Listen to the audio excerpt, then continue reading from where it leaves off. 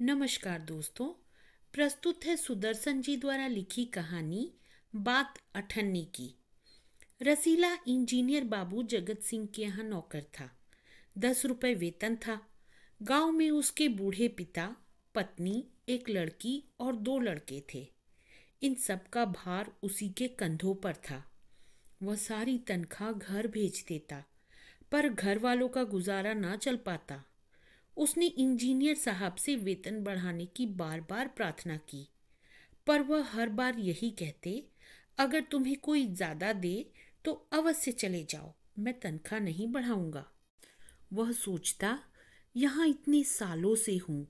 अमीर लोग नौकरों पर विश्वास नहीं करते, पर मुझ पर यहाँ कभी किसी ने संदेह नहीं किया। यहाँ से जाऊं तो शायद कोई 11-12 दे दे, पर ऐसा आदर न मिलेगा। जिला मजिस्ट्रेट शेख सलीमुद्दीन इंजीनियर बाबू के पड़ोस में रहते थे। उनके चौकीदार मियाँ रमजान और रसीला में बहुत मैत्री थी। दोनों घंटों साथ बैठते, बातें करते। शेख साहब फलों के शौकीन थे। रमजान रसीला को फल देता। इंजीनियर साहब को मिठाई का शौक था। रसीला रमजान को मिठाई देता। एक दिन रमजान ने रसीला को उदास देखकर कारण पूछा। पहले तो रसीला छिपाता रहा, फिर रमजान ने कहा, कोई बात नहीं है तो खाओ सौगंध। रसीला ने रमजान का हट देखा तो आंखें भर आई। बोला, घर से खत आया है, बच्चे बीमार हैं और रुपया नहीं है, तो मालिक से पेशगी मांग लो। कहते हैं 1 पैसा भी न दूंगा। रमजान ने ठंडी सांस भरी। उसने रसीला को ठहरने का संकेत किया और आप कोठरी में चला गया। थोड़ी देर बाद उसने कुछ रुपए रसीला की हथेली पर रख दिए। रसीला के मुंह से एक शब्द भी न निकला।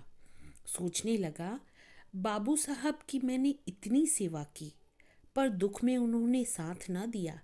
रमजान को देखो, गरीब है, परंतु आदमी नहीं देवता है। ईश्वर उसका भला करे। रसीला के बच्चे स्वस्थ हो गए। उसने रमजान का ऋण चुका दिया। केवल 8 आने बाकी रह गए। रमजान ने कभी भी पैसे न मांगे, फिर भी रसीला उसके आगे आंख न उठा पाता। एक दिन की बात है। बाबू जगत सिंह किसी से कमरे में बात कर रहे थे। रसीला ने सुना, इंजीनियर बाबू कह रहे हैं, बस 500, इतनी सी रकम देकर आप मेरा अपमान कर रहे हैं। हुजूर, मान जाइए, आप समझें आपने मेरा काम मुफ्त किया है। रसीला समझ गया कि भीतर रिश्वत ली जा रही है। सोचने लगा, रुपया कमाने का यह कितना आसान तरीका है। मैं सारा दिन मजदूरी करता हूँ, तब महीने भर बाद 10 रुपए हाथ आते हैं। वह बाहर आया और रमजान को सारी बात सुना दी। रमजान बोला, बस इतनी सी बात? हमारे शेख साहब तो उनके भी गुरु हैं।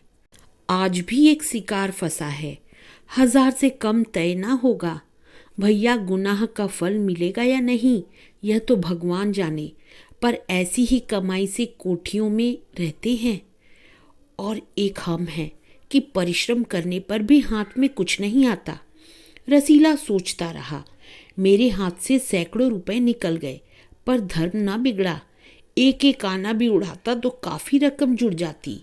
इतने में इंजीनियर साहब ने उसे आवाज़ लगाई, रसीला, दौड़कर 5 रुपए की मिठाई ले आ। रसीला ने 4.5 रुपए की मिठाई खरीदी और रमजान की अठन्नी लौटाकर समझा कि कर्ज उतर गया। बाबू जगत सिंह ने मिठाई देखी तो चौंक उठे, यह मिठाई 5 रुपए की है? हुजूर, 5 की ही है। रसीला का रंग उड़ गया। बाबू जगत सिंह समझ गए। उन्होंने रसीला से फिर पूछा। रसीला ने फिर वही दोहराया। उन्होंने रसीला के मुंह पर एक तमाचा मारा और कहा, चल मेरे साथ जहां से लाया है। हुजूर, झूठ कहूं तो? रसीला ने अभी अपनी बात पूरी भी न की थी कि इंजीनियर बाबू चिल्लाए, अभी सच और झूठ का पता चल जाएगा। अब सारी बात हलवाई के सामने ही कहना। अब कोई रास्ता न बचा था। वह बोला, माई बाप, गलती हो गई, इस बार माफ कर दे। इंजीनियर साहब की आंखों से आग बरसने लगी। उन्होंने निर्दयता से रसीला को खूब पीटा, फिर घसीटते हुए पुलिस थाने ले गए। सिपाही के हाथ में 5 का नोट रखते हुए बोले, मनवा लेना, लातों के भूत बातों से नहीं मानते। दूसरे दिन मुकदमा शेख सलीमुद्दीन की कचहरी में पेश हुआ। रसीला ने तुरंत अपना अपराध स्वीकार कर लिया। उसने कोई बहाना न बनाया। चाहता तो कह सकता था कि यह साजिश है, मैं नौकरी नहीं करना चाहता, इसलिए हलवाई से मिलकर मुझे फंसा रहे हैं। पर एक और अपराध करने का साहस वह न जुटा पाया। उसकी आंखें खुल गई थी।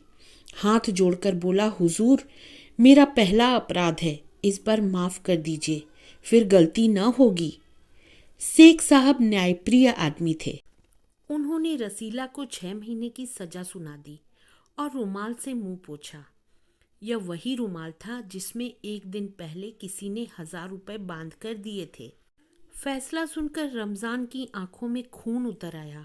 सोचने लगा, यह दुनिया न्याय नगरी नहीं, अंधेर नगरी है। चोरी पकड़ी गई तो अपराध हो गया। असली अपराधी बड़ी बड़ी कोठियों में बैठकर दोनों हाथों से धन बटोर रहे हैं। उन्हें कोई नहीं पकड़ता। रमज़ान घर पहुंचा।